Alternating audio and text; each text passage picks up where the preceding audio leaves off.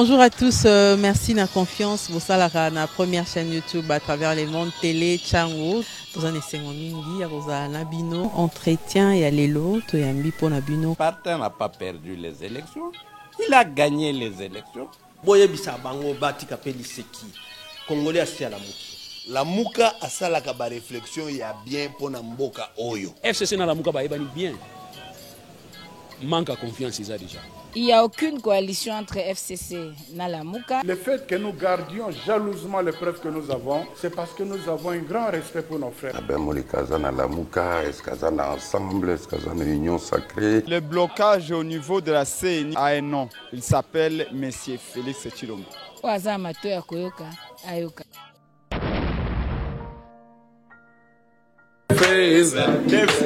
Bitumba oyo, c'est les faisalités. Bitumba oyo, c'est les faits. Bitumba, tumba ya salé, c'est les faisalités. Bitumba ya salé, c'est les faits. Il va faire de l'église. Oh bitumba oyo, c'est les faisalités. Bitumba oyo, c'est les faisalités. Bitumba ya salaire, c'est les faisalités. Bitumba oyo, c'est les faisalités. Bitumba oyo, c'est les faisalités. Bitumba c'est les faisalités. Bitumba ya salaire, c'est les faisalités. Bitumba oyo, c'est les faisalités. Bitumba oyo, c'est les faisalités. Camarade A, camarade A, camarade A, alliance, alliance, alliance. Tous les enseignants ensemble. L'impossible devient possible. Tous les enseignants ensemble. L'impossible devient possible. Tous les enseignants ensemble. L'impossible devient possible. Voilà, bonne fête. Donc, on ne pouvait pas ne pas aménager les calendriers. Non, il s'entête, il dit que non, je ne vais pas le faire. Non, mais parce que nous, syndicats, nous avons dit... Maman, attention.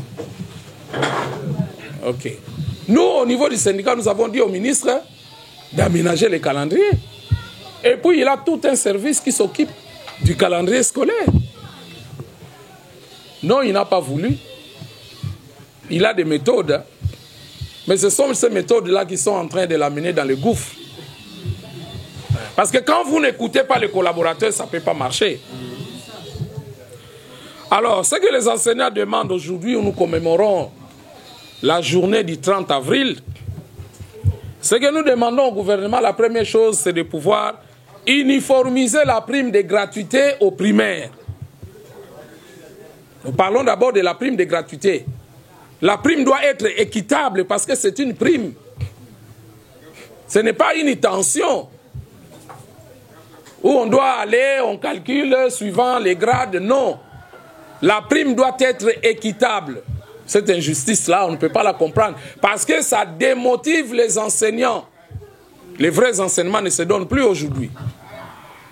Donc nous demandons au gouvernement d'uniformiser la prime de gratuité au niveau primaire, c'est-à-dire chaque enseignant du primaire doit être ramené à 200 000 francs congolais. Ça, c'est la première chose. Deuxièmement, de payer le troisième palier de Bibois. C'est 400 $ que le gouvernement doit payer. Et la promesse a été faite. C'est au mois d'avril, pas au mois de mai, pas au mois de juillet, pas au mois de juin. Le gouvernement doit trouver des moyens pour payer le troisième palier. Nous savons, nous tous, un député, il touche 16 000 $. L'enseignant n'atteint pas 200 $, mais c'est... L'enseignant aujourd'hui n'atteint pas 200 $. Les ministres de la fonction publique parlent de 30% au niveau de la fonction publique.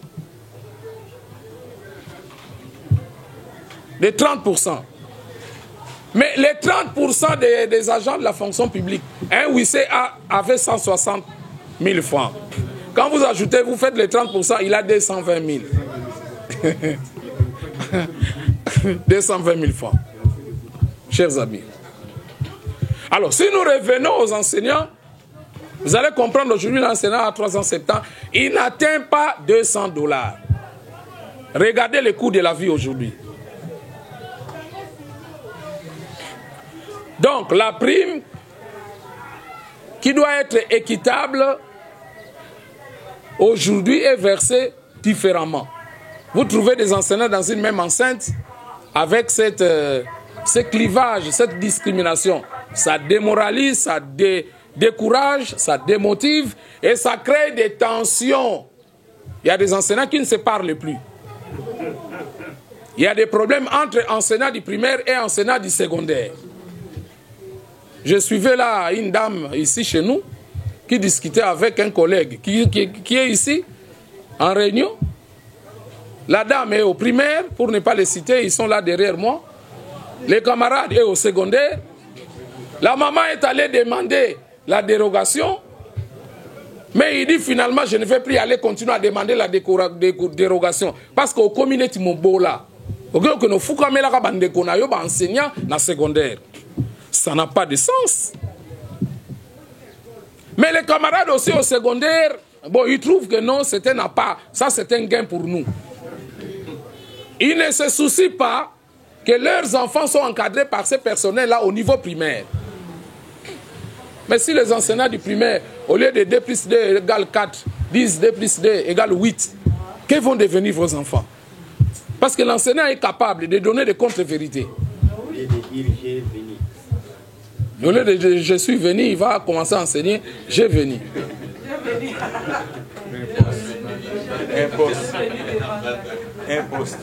Une poste. Hier, nous étions devant le ministère, mais un agent sort, il dit on pourra vous donner peut-être une poste. Maître Kabo était là, qui nous accompagne. C'était terrible. C'est un des personnels du ministère de l'Éducation, de l'EPST. Ça veut dire qu'il y a de véritables problèmes dans le système. Uniformiser la prime, payer le 3e palier de Bibois, c'est 400 $. Nous ne demandons pas 16 400 $. Nous ne demandons pas 16 000 que touche le personnel politique. Le budget de l'État est accaparé par le personnel politique. Plus de 70% entre leurs mains. La présidence, le gouvernement, le parlement, les institutions. On laisse 20% aux agents de l'État. En complicité avec tous les gestionnaires, les églises, quand ils retrouvent quelque chose, ils croient que... Troisièmement, nous demandons au gouvernement de suspendre la retraite cavalière des enseignants jusqu'à ce que le gouvernement trouvera des moyens avec les PTF pour que les enseignants aillent en toute dignité en retraite. Parce que le gouvernement n'a pas réuni les moyens en termes d'indemnités de fin de carrière et en termes de rentes. Ce que nous demandons également au gouvernement, c'est de payer tous les vrais enseignants NU en lieu et place de payer des clients. Tous les gestionnaires ont placé les leurs. Un enfant, un neveu, une femme. Et aujourd'hui, c'est vérifiable. Mais c'est pour quel enseignement? Comment le président de la République, avec le peuple d'abord, peut-il ne pas être attentif à cette question de l'éducation qui est un des piliers de son quinquennat politique? Comment peut-on placer un mauvais cheval au niveau de l'EPST? Un ministre de l'Éducation doit réunir et l'éthique et la compétence. Mais aujourd'hui, ça pose problème.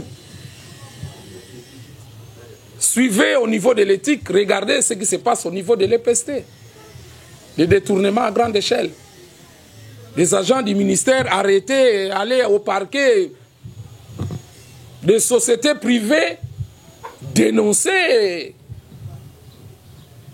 l'usage, comment on dit? Maître, faux en écriture. Mais, chers amis, du point de vue de l'éthique, il y a un problème. Du point de vue de la compétence, il y a un problème. Parce qu'on ne peut pas prendre, par exemple, une mesure de retraite de cette manière-là. L'enseignement requiert l'expertise, la technicité. Vous allez prendre le prof de français, vous le remplacez par le prof d'anglais.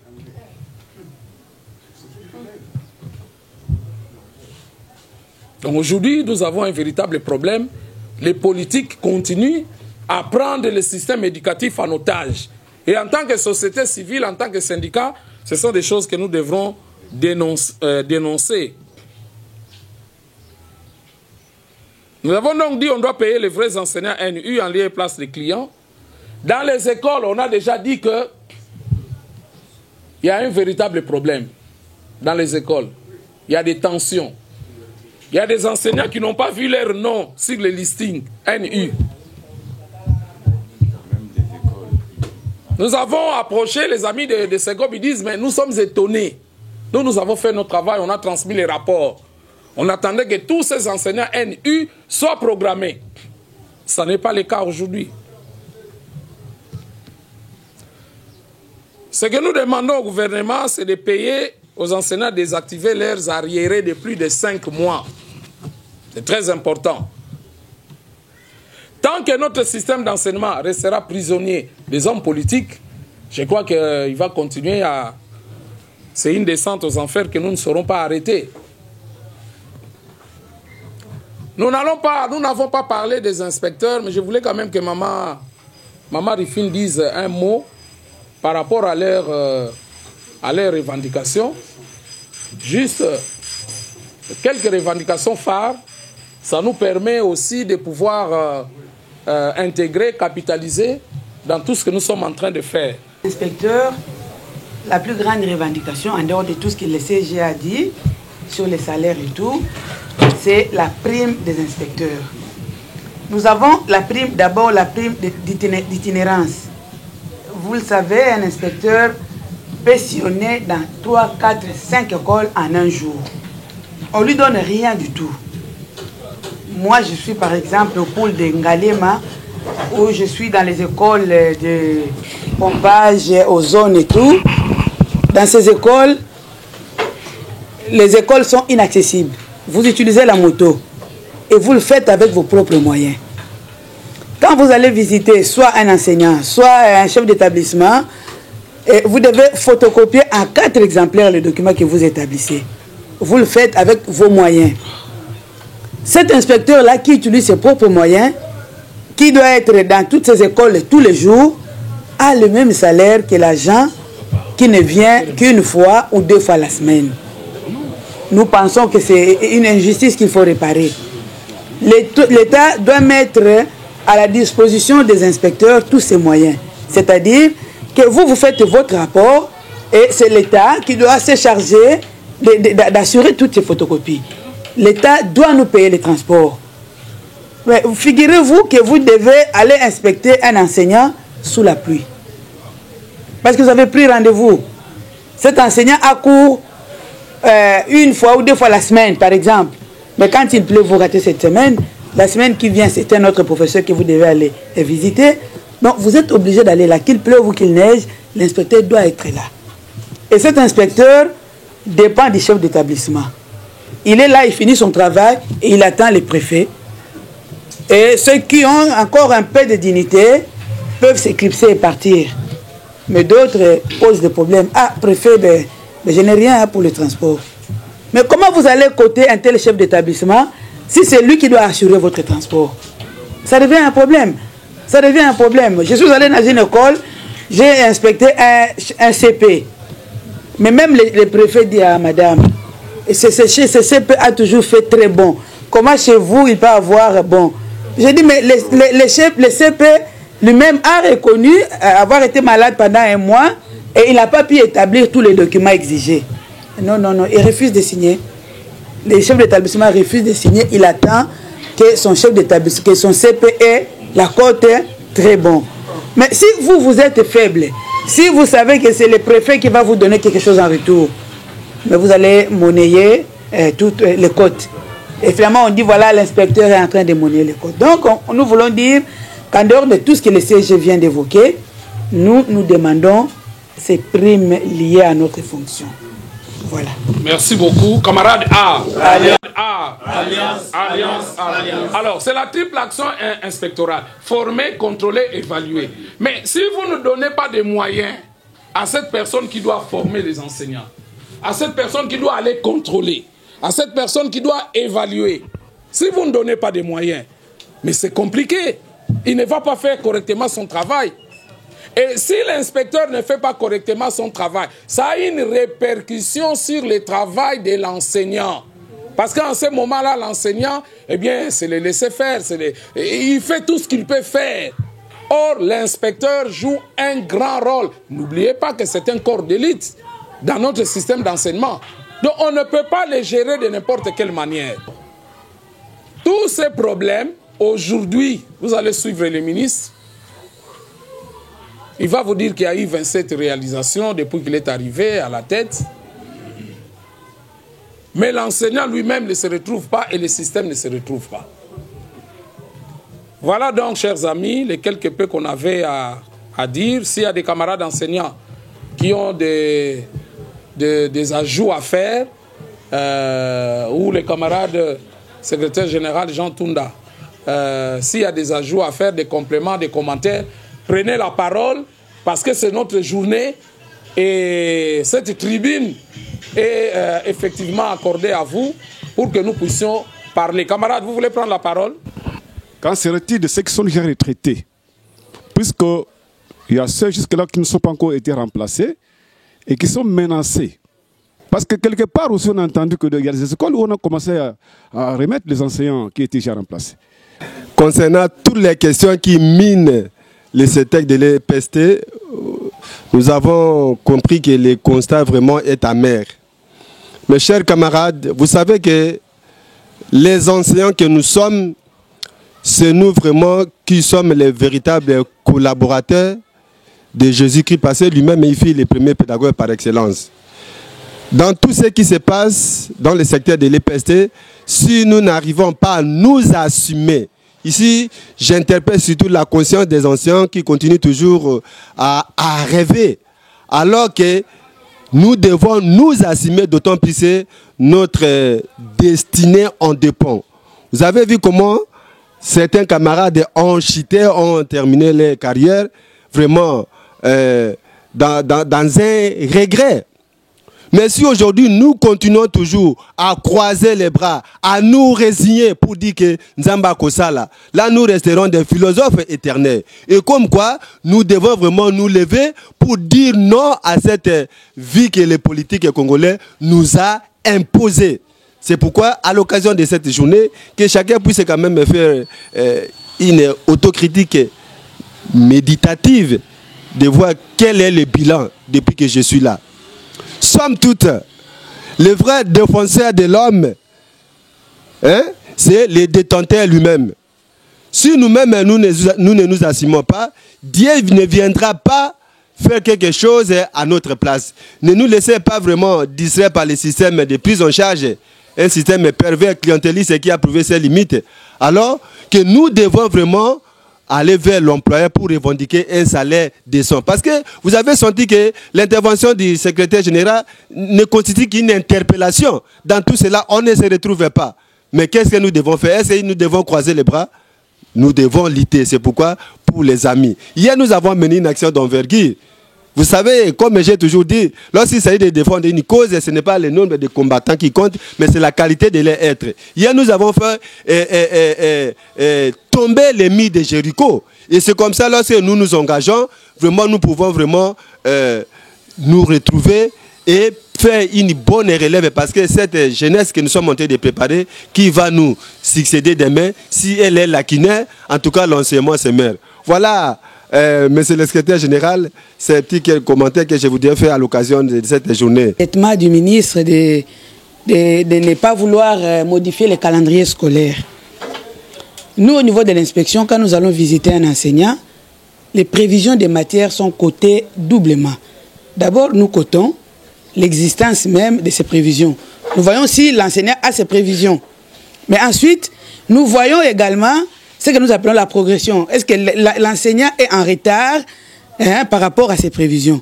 Mais on a exigé aux enseignants de commencer les prévisions le 4 octobre. Tout en sachant qu'au 4 octobre, aucun enseignant n'était là, nous étions en grève. Mais vous arrivez là, vous dites, mais je vois ici, vous avez enseigné le thème, la rentrée des classes. Mais comment vous allez actualiser? Donc on est dans le faux. Est-ce que l'enseignant a enseigné le 4 octobre? Alors qu'il a commencé son cours le 25 novembre. Mais il commence ses prévisions le 4 octobre et le chef d'établissement me dit, ben, laissons passer. Comment nous allons laisser passer? Comment nous allons, ça nous met en difficulté. Comment coter un enseignant? Est-ce qu'il faut dire qu'il est en retard? Vous-même, vous savez, en tant qu'inspecteur, pour avoir été aussi en grève avec l'enseignant, qui n'a pas commencé les cours les 4. Mais j'ai fait aussi une réflexion par rapport à la qualité, puisqu'on a dit que l'enseignement commence à la base, c'est-à-dire à l'école primaire. Quelle est la qualité de ceux qui font la section pédagogique?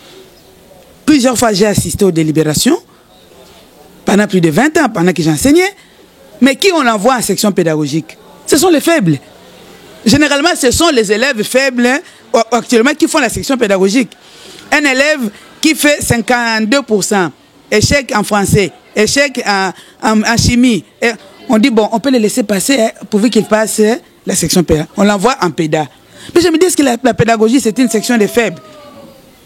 Au contraire, nous devons promouvoir cette section. Moi, j'ai toujours proposé qu'on donne une bourse spéciale à ceux qui font la pédagogie.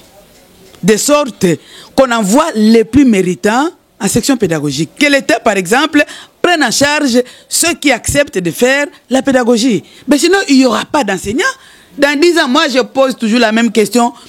J'étais dans une école de Maman Mobutu qui veulent devenir enseignants. Les élèves me disent, madame, vous cherchez des enseignants ici à Djaneli? Non, les enseignants, il faut aller les chercher à Kitokimo, c'est à Selembao. Hein? Ici, il n'y aura pas d'enseignants. J'ai très bien. Il n'y aura pas d'enseignants ici parce que vous êtes une certaine classe. Mais qui va enseigner vos enfants l'année prochaine, dans 10 ans, dans 20 ans? C'est pour dire que la profession se meurt et que dans 10, 20 ans, il n'y aura pas d'enseignants. Tel qu'on nous voit avec notre mine malheureuse, quel est ce parent qui va accepter que son fils devienne enseignant?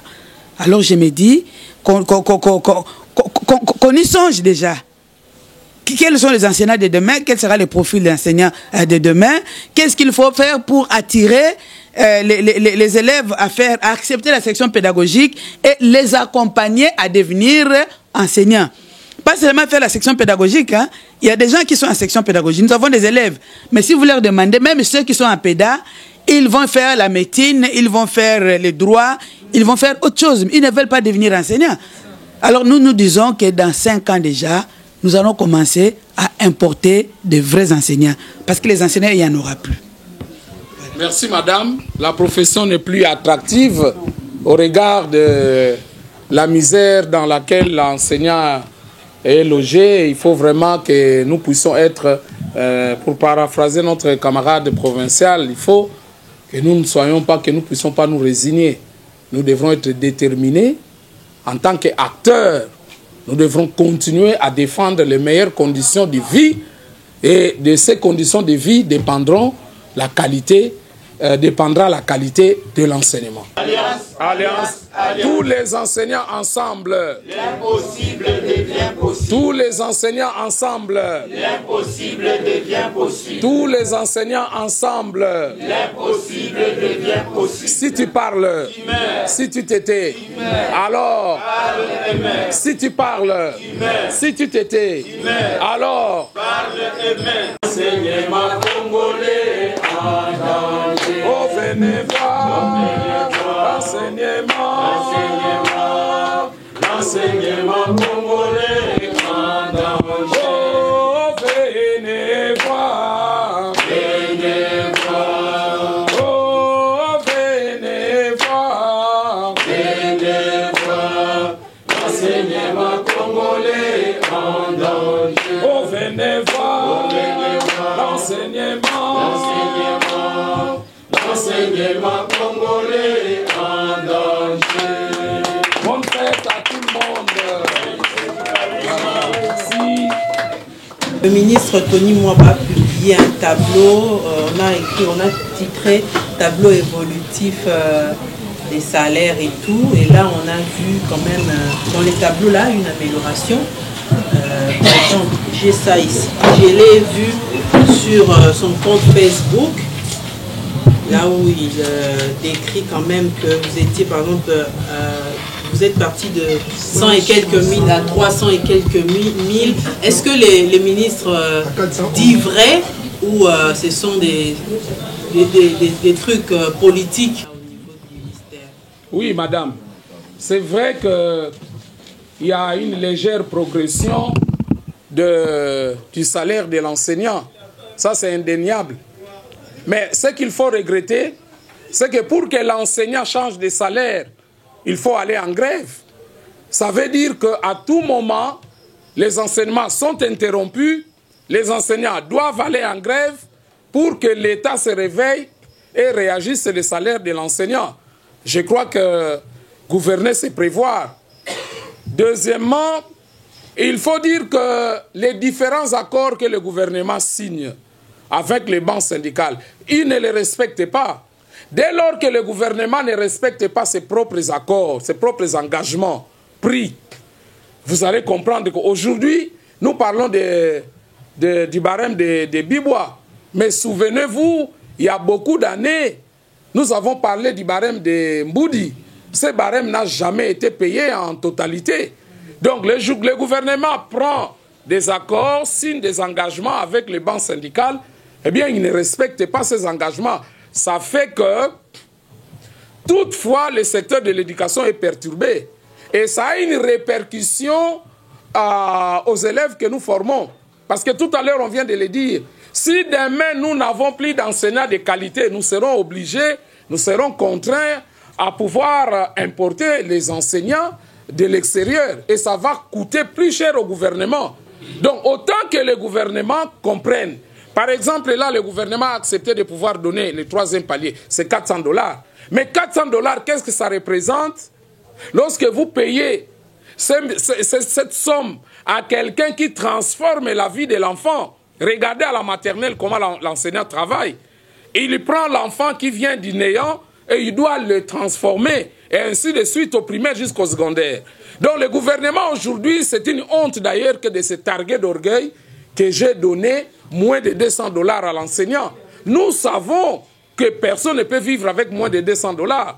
Quand vous prenez moins de 200 $, 370 000 francs qu'on donne à l'enseignant, mais étaler cela sur les 30 jours, les 26 jours de travail, je crois qu'avec confronté au pouvoir d'achat, l'enseignant vit miraculeusement.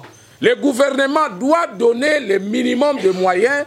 Et c'est vraiment déplorable que les ministres puissent se targuer d'orgueil et dire qu'il y a eu majoration. Mais la majoration numérique, si cette majoration-là ne va pas vers le pouvoir d'achat, je crois que c'est un tort. On prend le pouvoir pour résoudre les problèmes de la cité. Mais lorsqu'on prend le pouvoir juste pour faire voir que non, nous sommes là, sans que vous n'ayez la capacité de résoudre les problèmes des citoyens, je crois que là, véritablement, il y a un problème. Et par rapport à la gratuité, depuis qu'elle a été décrétée, quel est le bilan que vous pouvez établir jusqu'à ce jour? Le bilan de la gratuité aujourd'hui, je crois qu'il faut poser la question aux parents, poser la question aux élèves. Aujourd'hui, on vous dira que nous avons fait des reculs. Parce que pendant 2 ans, lorsque le président Félix-Antoine Tshisekedi est arrivé aux affaires, au pouvoir, eh bien, il a lancé la réforme de la gratuité de l'enseignement. Et pendant 2 ans consécutifs, les 2 ans qui ont suivi le lancement de cette réforme, eh bien, la gratuité a fonctionné. Quand un cas, bien sûr, parce qu'une réforme de ce genre ne peut pas manquer de problèmes. Mais qu'est-ce que le gouvernement avait à faire? Est-ce qu'on devrait faire un rétropédalage ou on devrait corriger, relever les défis, corriger les difficultés? C'est vrai qu'il y avait des difficultés parce qu'il n'y avait pas assez de moyens. Mais nous avons pensé que le gouvernement devrait réduire le train de vie de ses ministres et de tous les personnels politiques et donner suffisamment de moyens à l'éducation. Ça n'avait pas été fait. Aujourd'hui, il faut dire que nous avons beaucoup reculé Et la gratuité est restée à l'école primaire. Mais on ne s'est pas interrogé pourquoi. Lorsqu'on lançait la gratuité, il y a eu la tenue d'une table ronde. À la table ronde, nous nous sommes rendus compte que si vous laissez la gratuité au niveau primaire, vous bloquez l'enfant qui doit continuer, qui doit faire la 7e et la 8e année. Aujourd'hui, nous retombons dans ce que nous avons dénoncé autrefois, la déperdition scolaire. Il y a des élèves, nous avons presque 40% de déperdition aujourd'hui. Il y a des classes qui étaient peuplées de 100 élèves, de 80 élèves. Aujourd'hui, quand vous allez, eh bien, nos classes ont commencé à se dépeupler. Pourquoi? Mais c'est parce que l'enfant qui entre en 7e année, en 8e année, eh bien, il ne peut pas continuer. Il termine les primaires, bien sûr, avec cette fameuse gratuité. Nous disons fameuse, parce que la gratuité doit être au prorata de la qualité de l'enseignement. Mais lorsque la gratuité est un slogan, mais ça pose problème. Parce que l'enseignant qui doit subir cette gratuité doit être à l'aise. Lorsque l'enseignant du primaire n'est pas mis dans les conditions optimales, laissez-moi vous dire que cette gratuité ne peut pas vraiment évoluer. Donc il y a eu beaucoup de reculs, mais je crois que l'année prochaine, le gouvernement doit se ressaisir. On doit supprimer l'appui à l'enseignant. Il faut financer cette gratuité. Il faut réduire les trains de vie des personnels politiques pour donner suffisamment de moyens à l'éducation. Et je crois que c'est possible. Donner $400 à l'enseignant, je ne pense pas que notre gouvernement, avec toutes les potentialités que nous avons, puisse être incapable de le faire. Il y a un véritable problème d'absence de volonté politique. Voilà pourquoi nous, en tant que synergie des syndicats des enseignants de la RDC, nous ne pourrons qu'interpeller l'autorité publique pour qu'ils comprennent que c'est la jeunesse qui doit être au cœur de l'action politique. Parce que c'est cette jeunesse qui doit prendre la relève demain. Si nous ne préparons pas notre jeunesse avec tous les défis des pays voisins que nous avons, mais ça va se compliquer. Vous voyez aujourd'hui, le président de la République est confronté à ces problèmes de l'Est. Il faut discuter avec les belligérants, avec les rebelles. Vous comprenez? Mais si nous ne préparons pas notre jeunesse qui doit faire face aux défis de demain, mais ça sera très difficile pour continuer à gérer ces pays. Nous parlons avec les syndicats, un syndicat des écoles primaires, des enseignants qui donnent cours aux écoles primaires. Comme vous venez de le dire, ils ont constaté également, ils nous disent qu'il y a une différence de traitement dans les salaires des enseignants entre les enseignants des écoles secondaires et les enseignants du primaire. Est-ce que vous confirmez cela et quelle est la proposition que vous faites au gouvernement pour justement éradiquer cela? Et puis concernant les nouvelles unités, est-ce que le problème a été réglé? Est-ce que les vraies nouvelles unités ont été payées ou pas immatriculées? Le problème des enseignants aujourd'hui, on a voulu créer une discrimination entre les enseignants du primaire et les enseignants du secondaire. Et pourtant, que ce soit celui qui est au primaire ou celui qui est au secondaire, ils sont un. Parce que celui qui est au primaire amène les élèves jusqu'au secondaire. Et celui qui est au secondaire, il récupère ce que les camarades qui est au primaire a fait. Aujourd'hui, avec les clivages, ça pose un dysfonctionnement sans précédent. Pourquoi nous disons cela? Aux uns, c'est-à-dire aux enseignants du secondaire, on a accepté une fois de plus que les parents puissent payer les frais aux enseignants. Ce qu'on a appelé autrefois les frais de motivation. Les frais de motivation de triste mémoire. Ce sont des frais qui vont à l'encontre même de la gratuité. Donc à ce niveau-là, on doit payer. Mais même là, madame, il y a des problèmes. Parce que toutes les écoles ne sont pas à la Gombe. Quand vous prenez une école dans un coin reculé, même si on demande quelque chose aux parents, ils n'amènent pas. C'est très difficile. Aller dans les provinces. Donc le gouvernement, c'est lui qui a des moyens et c'est lui qui doit payer aux enseignants les salaires décents. Ce n'est pas aux parents. Alors quand vous allez maintenant au primaire, les enseignants du primaire, aujourd'hui, se laissent abandonner, se sentent abandonnés à leur triste sort. Pourquoi? Parce que déjà là-bas, on a instauré la prime de gratuité. Mais la prime de gratuité, lorsque nous parlons de 30 000 francs congolais, mais il faut le mettre en dollars. C'est 15 $. Mais à cet enseignant-là, on demande qu'il aille scolariser ses enfants en 7e, 8e, il doit payer 300 $. Même lorsqu'on lui demande de payer la moitié, mais il va payer $150 avec quoi? Et pourtant, eux tous, que ce soit celui qui est au primaire ou au secondaire, ils ont le même salaire de 370 000 francs congolais. Je crois que cette manière de gérer les personnels a un sérieux coût.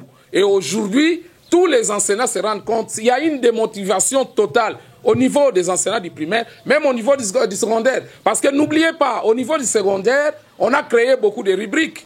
Donc l'argent qui entre doit aller financer les bureaux gestionnaires, doit aller financer l'État. Et n'oubliez pas, pour les tests d'évaluation, on crée différents tests. Aujourd'hui, on nous parle de TENASOSPE au niveau, au niveau de la 8e année et on demande aux parents 20 000 francs. Alors que ce test-là n'a aucune importance. Aucune importance parce que si nous avons des conseillers d'orientation, ce sont ces personnels-là qui devraient en principe faire ce travail.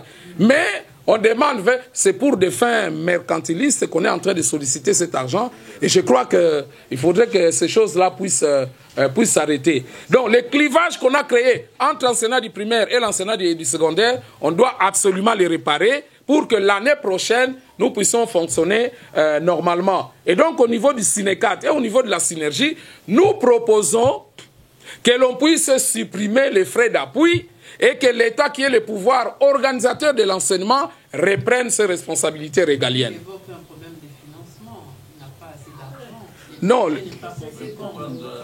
mais le budget n'est pas conséquent, mais on le dira chaque année, le budget n'est pas conséquent. Pour un pays comme le nôtre, je crois que le budget qui est présenté n'est pas le vrai budget. Vous suivez les trains, vous regardez les trains de vie que mènent tous les politiques. Je crois que de ce point de vue-là, on ne va pas continuer à tromper la population.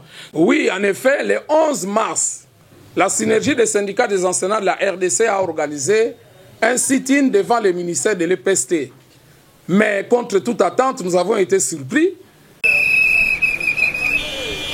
Ils sont partis du palais des justices, les enseignants affiliés à la synergie de syndicats des enseignants de la RDC et se sont dirigés vers le siège du ministère de l'enseignement primaire, secondaire et technique.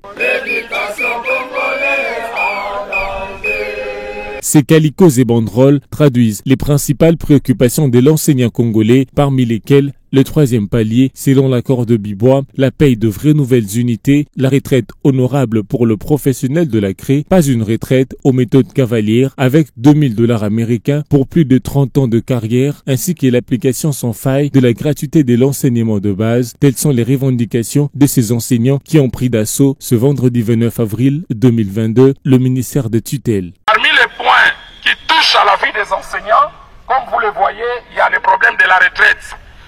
Les ministres envoient les enseignants en retraite sans l'aval du gouvernement.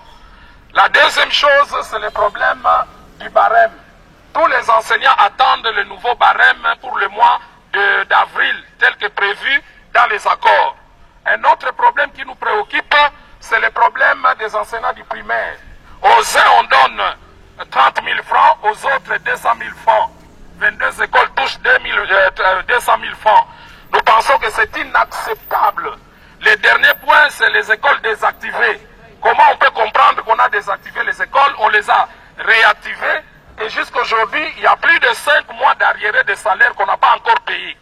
Donc voilà pourquoi les enseignants nous ont demandé au cours de l'Assemblée générale dernière que nous venions ici déposer les mémorandums mais faire également notre sit-in. Nous dénonçons la manière, la gestion cavalière de ce ministère et nous pensons que le gouvernement dans son ensemble va devoir donner des réponses aux problèmes des enseignants. Un mémorandum a été déposé au ministère de l'EPST et son ultimatum court jusqu'au 10 mai prochain.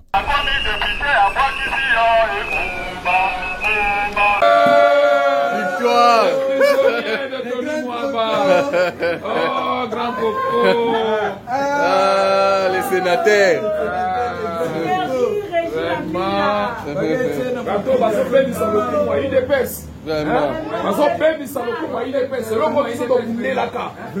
Non, ça.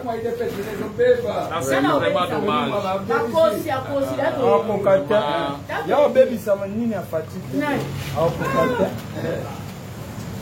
Ah, sénateur. C'est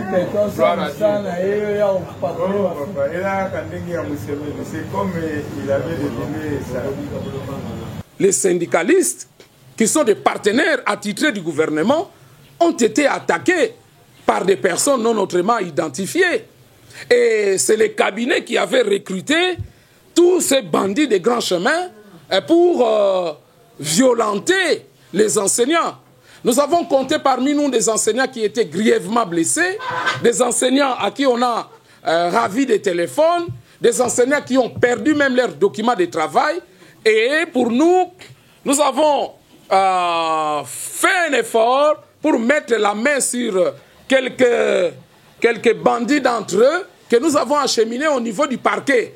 Et là, nous nous sommes effectivement rendus compte que c'était des agents du ministère de l'EPST. C'est la première fois que nous voyons ce genre de comportement dans les chefs d'un ministre qui s'occupe de l'enseignement. Nous avons dénoncé ces actes de barbarie et pas plus tard que hier, nous avons été en deuxième sit-in devant le ministère de l'EPST et nous avons demandé au ministre de se comporter en homme d'État parce que nous ne pouvons pas comprendre les comportements du 11 mars. Et hier, nous avons été devant le ministère, nous avons fait notre travail et nous n'avons pas été violentés ni attaqués. Et nous disons au ministre de comprendre que s'il ne discute pas avec les vrais syndicats, parce qu'aujourd'hui, même le partenariat est sélectif, c'est-à-dire on prend une catégorie de syndicalistes qu'on commande ou pas, et on laisse la synergie des syndicats des enseignants qui se présentent aujourd'hui comme les véritables porte-étendards des revendications des enseignants. D'après ce que nous avons appris, la théorie, toutes les théories syndicales nous démontrent que l'on discute avec les syndicats porteurs des revendications.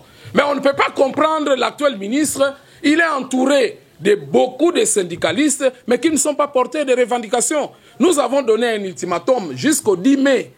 Il faut que le gouvernement résolve les problèmes des enseignants. Le gouvernement doit donner des réponses au problème de la retraite qu'on doit suspendre.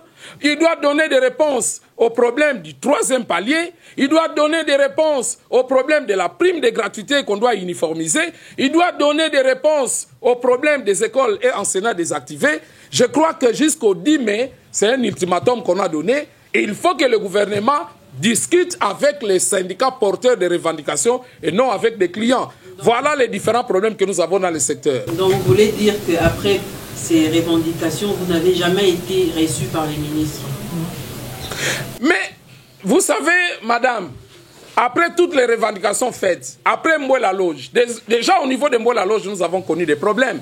On arrive sur la table des négociations, le gouvernement nous impose une ligne de conduite, c'est-à-dire obtenir la levée de la grève à partir de Mbouela Loge. Ce n'est pas ce que nous avons appris au syndicat. Nous avons demandé au gouvernement que nous avons dit au gouvernement qu'on n'était pas prêt à le faire. Parce qu'une grève qui se décrète dans une assemblée générale ne peut être suspendue que dans une autre assemblée générale. C'est pour respecter notre base, respecter les enseignants. Le gouvernement n'a pas accepté et nous avons participé pendant une semaine. Le reste du temps, nous avons été éconduits. Nous sommes rentrés pour échanger avec la base. Mais les méthodes qu'utilise notre gouvernement aujourd'hui, ce sont les mêmes méthodes du passé. Il faut absolument que le gouvernement prenne un nouvel élan, que le gouvernement comprenne que le syndicat, je vais parler des syndicats pertinents, que les syndicats sont des partenaires qu'on respecte. C'est avec les syndicats qu'on peut améliorer notre système d'enseignement. Mais si vous mettez une partie comme la synergie de côté, je crois que le ministre est en train de jouer un mauvais jeu et il ne réussira pas par rapport à cette question. Mais par rapport à la retraite, vous voulez qu'on suspende ces processus-là, alors que sur terrain, il y a évidemment des professeurs qui ont atteint vraiment l'âge de la retraite. Qu'est-ce que vous proposez en échange? En échange, nous disons qu'il faut suspendre. Pourquoi? Parce que pour envoyer des enseignants, des agents de l'État à la retraite, il faut réunir 3 éléments. Le premier, c'est sur le plan je dirais sur le plan réglementaire, les ministres de l'EPST n'ont pas compétence à prendre un arrêté mettant les enseignants en grève, en retraite, excusez-moi. Le ministre de l'EPST n'est pas le gestionnaire direct. Celui qui peut mettre les enseignants en retraite, c'est le ministre de la fonction publique. C'est le président de la République, c'est le premier ministre. Malheureusement, aujourd'hui, les enseignants sont en train d'être envoyés en retraite de manière cavalière. Mais aussi, comment vous pouvez envoyer un enseignant en retraite sans qu'il ne soit notifié? Donc, les différents enseignants, que ce soit à Kinshasa ou en province, qui sont partis en retraite, eh bien, ces enseignants n'ont aucune notification. C'est après que nous avons vu des actes antidatés. C'est quand même la motivation du gouvernement. Laquelle? La motivation du gouvernement, c'est quoi? La deuxième chose, là nous avons parlé sur le plan réglementaire, c'est vraiment un rendez-vous manqué. Et c'est grave pour un gouvernement qui se dit état de droit. Lorsque nous prenons maintenant sur l'aspect technique, on doit mettre en place une commission d'harmonisation pour qu'il n'y ait pas de tricherie. Parce qu'au niveau de l'harmonisation, on doit savoir qui remplace qui. Un professeur de chimie ne peut pas être remplacé par un professeur de mathématiques. Alors, si vous ne mettez pas en place une commission qui travaille en toute transparence pour que finalement nous ayons une bonne relève, eh bien nous allons dans la foire, telle que celle à laquelle nous sommes en train d'assister aujourd'hui. C'est une véritable retraite assainissement. On est en train d'assainir, de révoquer les agents de l'État. Et troisièmement, nous devrons dire c'est sur le plan des finances. Lorsque les enseignants doivent aller en retraite, le gouvernement doit financer cette retraite. Il doit réunir les moyens. Les moyens, c'est quoi? Le gouvernement doit rassurer les agents qui partent en retraite qu'ils vont bénéficier d'une indemnité de fin de carrière. Le gouvernement, aujourd'hui, a donné un forfait de $2000. $2000, mais 4 millions de francs congolais. Et il y en a qui ont touché $2500. Il y en a qui ont touché $1500, il y en a qui touchent $2000, mais quel dysfonctionnement. Donc, de ce point de vue, vous allez bien comprendre, ni sur le plan réglementaire, ni sur le plan technique, ni sur le plan financier, le ministre n'a raison. C'est une véritable cacophonie qu'il est venu créer dans le système d'enseignement, et je crois que c'est un mauvais cheval. Pour terminer, il y a eu une manifestation qui a été organisée au stade de Martyrs. Est-ce que la synergie a pris part à cette manifestation? Déjà, il faut dire que vous avez suivi les enseignants dire qu'ils sont en train de passer cette journée du 30 avril dans la méditation. Ça veut dire quoi? Nous avons beaucoup de problèmes dans le système éducatif. Le ministre a organisé les défilés. Naturellement, vous savez, lorsque vous dénoncez, les syndicats qui dénoncent, eh bien, ne sont pas très bien vus par le ministre Semwaba. Donc, vous comprenez que nous n'avons pas été invités. Et même si nous avons été invités, eh bien, les enseignants n'allaient pas comprendre notre présence à un défilé qui n'a pas de sens. Dans la mesure où nous tous, nous voyons que la vie de l'enseignant est précaire. Nous avons dit qu'il faut absolument que le gouvernement améliore la qualité de la vie de l'enseignant.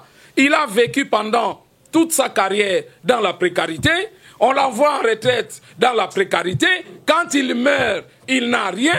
Quand il tombe malade, il est récupéré par la famille. Mais je crois que l'enseignant traverse une situation dramatique. Et donc la synergie ne pouvait pas aller dans une fête, dans un défilé, en regardant la misère dans laquelle vit l'enseignant congolais. C'est un défilé, je crois, politique, parce qu'on veut se faire vendre devant l'opinion. On est en train de chercher comment on peut se maintenir, mais tous les enseignants savent que le système va très mal. Le président allait assister. Non, mais vous dites qu'il allait assister. Mais vous pensez vraiment que le président peut donner un quitus à un tel défilé? Dès lors que la gratuité connaît des problèmes aujourd'hui, si la gratuité avait réussi, si l'actuel ministre avait réussi à conduire, parce que le véritable fauteur des troubles, c'est lui-même. Vous venez, vous compliquez la gratuité, vous donnez un salaire, une prime discriminatoire, mais vous tuez vous-même la gratuité. Si la gratuité avait réussi, comme pendant les 2 années, eh bien, je crois que le président avait tout intérêt à pouvoir venir piloter ce qu'il a lancé. Mais la gratuité aujourd'hui connaît des problèmes. Et il faut absolument que l'année prochaine, que nous puissions revenir à la vraie gratuité telle que ça a été lancé. Je crois qu'au-delà de tout populisme, tous les enseignants savent, et même l'opinion, que l'actuel ministre, c'est un véritable problème dans le secteur de l'EPST. Vous avez toujours dénoncé que les ministres, que ce soit Willy Bakonga, mais je vois ici, vous vantez quand même les 2 années qui ont été tenues par Willy Bakonga. Les 2 années que nous vantons, ce n'est pas l'homme. Ce qu'il faut dire par rapport à Willy Bakonga, c'est que nous avons eu à dénoncer. Malheureusement, il ne nous avait pas suivis. Et nous savons comment Willy Bakonga a terminé sa course. Il est difficile, avec toute la moralité que nous avons, que nous puissions soutenir quelqu'un qui a terminé sa course en prison et qui a commis tout ce que nous savons, comment il avait pris la fuite. Donc nous, en tant que Synergie, nous avons toujours défendu le système éducatif. Il est important aujourd'hui que nous ayons un système éducatif compétitif. Willy Bakonga, pendant les 2 ans, étant donné que les syndicats, la Synergie étaient là, nous avons joué de notre poids, nous avons tout donné pour qu'il n'y ait pas de grève pendant cette période-là. Parce que pour nous, la gratuité était une demande sociale. Ça venait effectivement du banc syndical, ça venait de la société. Nous étions obligés à pouvoir soutenir la gratuité pendant les 2 ans. Pendant les 2 ans, il y avait des problèmes. On n'avait pas un vrai salaire. Mais nous avons accompagné le gouvernement parce que nous avons voulu que cette gratuité réussisse. Et la gratuité pendant les 2 ans avait réussi. Bakonga était plus coopératif que Mwaba. Bon, on peut le dire. Il ne faut pas oublier que c'est un pédagogue de Sérail. Ça, c'est un côté qu'on ne peut pas le dénier. C'est un pédagogue de Sérail. Mais regardez tous ceux qui parachutent. Quand vous prenez les cabinets de Mwaba, mais il faut aller voir. Vous n'avez que des juristes dans ces cabinets. Même la mémoire institutionnelle a été tuée. On ne peut pas changer tout un cabinet qui a travaillé et vous prenez tous des juristes et des parvenus. Et ça pose un véritable problème dans la gouvernance de ce secteur. Parce que la mémoire institutionnelle a été presque liquidée et nous avons ces problèmes. Je crois qu'au prochain remaniement, ce ministre ne sera pas retenu. Alors un dernier mot par les autorités. Un dernier mot, c'est d'abord au président de la République. C'est le garant, c'est le numéro 1 de ce pays, c'est le premier citoyen d'entre nous. Au président de la République, nous disons, mais il ne peut pas laisser chavirer sa gratuité. C'est le président qui a donné l'espoir aux Congolais, qui a matérialisé la gratuité dans sa disposition constitutionnelle. Je crois qu'il mérite une fière chandelle. Mais il faut absolument que le président de la République s'implique personnellement pour que la gratuité ne puisse pas aller à volo. Aujourd'hui, on l'a galvaudé. Deuxièmement, toujours au président de la République, mais on ne peut pas comprendre. Nous avons commencé à crier par rapport à la retraite. Nous avons des vieux enseignants, c'est vrai, ils doivent partir. Mais on ne peut pas les renvoyer, les révoquer. Parce que parmi nous, il y a des enseignants retraités qui sont déjà morts. Donc vous comprenez qu'on ne peut pas envoyer à la mort les enseignants qui ont servi l'État. Les enseignants à qui on donne pratique. Il faut que les chefs de l'État écoutent la voix des enseignants pour que finalement, qu'on puisse suspendre cette retraite. La proposition que nous faisons, c'est qu'on doit prendre les actes réglementaires en bonne et due forme. Le gouvernement doit nous dire, voilà les effectifs qui vont en retraite. Je donne l'exemple. 2000 vont aller en retraite pour l'année prochaine. Le gouvernement doit donner l'information une année avant à tous ces enseignants pour qu'ils se préparent. Le gouvernement doit nous dire, à court terme, je vais vous donner $2000. À moyen terme, j'ajouterai $2000. À long terme, j'ajouterai $10 000. C'est comme ça que ça se fait dans des États civilisés. En ce moment-là, l'enseignant a la notification parce qu'il y en a qui meurent, il va laisser ça auprès de ses enfants qui vont continuer à réclamer. Et la notification va servir de soubassement pour que la famille puisse continuer à réclamer. En ce moment-là, on est dans un processus et c'est une retraite que nous allons accepter. Mais dire que je vous donne 2000 et puis partez pour ne plus revenir, je crois que c'est irresponsable. Ça, c'est à l'endroit du président de la République, nous l'interpellons pour qu'il puisse venir sauver le système éducatif, qu'il sauve l'enseignant retraité.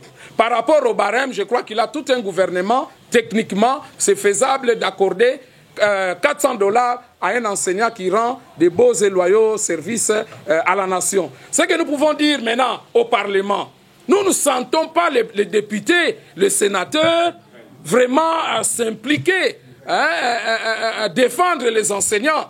Nous voulons demander à nos députés, ces élus du peuple, qu'ils puissent regarder cette question de la retraite, cette question de l'enseignant. En tout cas, nous avons besoin d'eux. Ils doivent faire un plaidoyer pour que l'enseignant soit remis dans ses droits les plus inaliénables. C'est moi qui vous remercie. Alliance, alliance, alliance. Soko lobby. Soko lobby te. Ebongo. Kanange tuba. Kanange tuba. Kanange tuba vert. Ebuna MP. Bitumba oyo, c'est les faisalités. Bitumba oyo, c'est les faits. Bitumba, tumba ya salaire, c'est les faisalités. Bitumba ya salaire, c'est les. Il va pas de l'église. Oh bitumba oyo, c'est les faisalités. Bitumba oyo, c'est les faisalités. C'est les faisalités. Bitumba ya salaire, c'est les faisalités. Bitumba oyo, c'est les faisalités. Bitumba oyo, c'est les faisalités. Bitumba ya salaire, c'est les faisalités. Bitumba oyo, c'est les faisalités. Bitumba oyo, c'est les faisalités. Camarade A, camarade A, camarade A. Alliance, alliance, alliance. Tous les enseignants ensemble. L'impossible devient possible. Tous les enseignants ensemble. L'impossible devient possible. Tous les enseignants ensemble. L'impossible